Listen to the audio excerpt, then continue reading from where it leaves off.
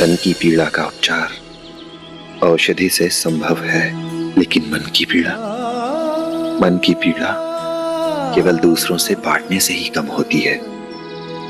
अगर मन की बात मन में रह गई तो घाव कभी नहीं भरेंगे, मुख कभी ओझल नहीं होगा।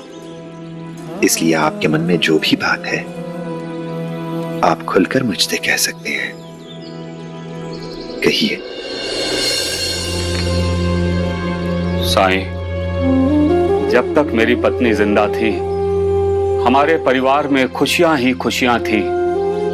मेरे दोनों बच्चों में आपस में प्रेम भी बहुत था। मेरी पत्नी ने आंखें क्या बंद की, हमारे घर से सुख चैन सब कुछ छिन गया। घर को घर औरत बनाती है, यही सोचकर विनायक की शादी कर दी ताकि घर में औरत की कमी महसूस ना हो। काफी अच्छी लड़की है, बस साफ सफाई का ध्यान नहीं रख पाती, पर भली है। 2 साल पहले मैंने दत्तात्रेय की शादी रेणुका से करवा दी। उसकी शादी के बाद तापी को लगने लगा कि वो उससे बड़ी है, तो रेणुका को उसकी हर बात माननी चाहिए और उसके नियंत्रण में रहना चाहिए।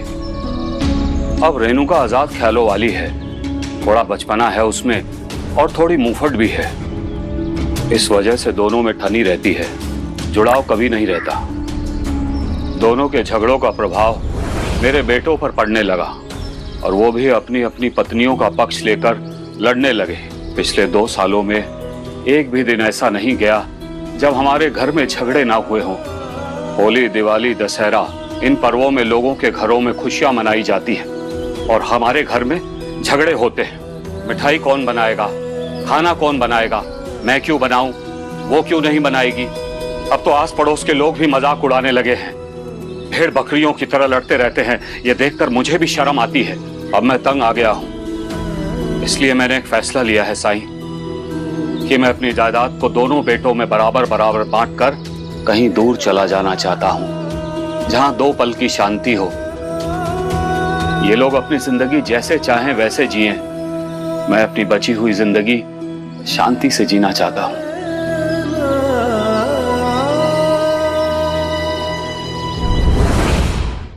आपको क्या लगता है इससे आपकी समस्या हल हो जाएगी? आप संसार में कहीं भी रहे, अपने बच्चों की चिंता तो बनी ही रहेगी आपको। परेशानी से मुंह मोड़ लेने से परेशानी चली तो नहीं जाती। तो मैं क्या करूं? मुझे तो कुछ भी समझ में नहीं आ रहा।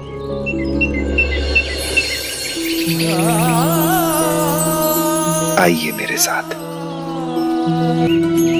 जानते हैं वो चिड़िया चहचहा कर अपने बच्चे से क्या कह रही है? क्या कह रही है? उसे प्रोत्साहित कर रही है वो उड़ने के लिए। पर बच्चा छोटा है तो वो डर रहा है।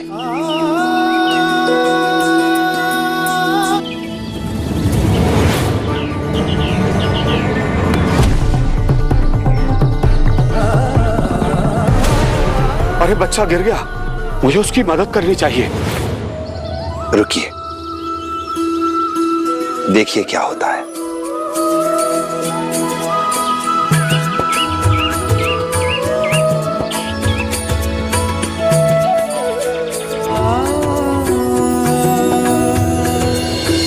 पर साईं, मेरी समस्या क्या इससे क्या लेना देना? आपके बच्चों में भी परिवर्तन आएगा, सुधार होगा, लेकिन थोड़ा समय देना होगा, क्योंकि कोई भी बड़ा परिवर्तन एक ही दिन में तो नहीं आ जाता ना। आपको धीरे धीरे छोटे छोटे बदलाव से शुरुआत करनी होगी। अपने बेटों, अपनी बहुओं को कुछ जिम्मेदारियां दीजिए। इससे आपको उनकी क्षमताओं का, उनकी कमियों का पता चलेगा और उसके बाद उसी के अनुसार आप उनका मार्गदर्शन कर सकते हैं।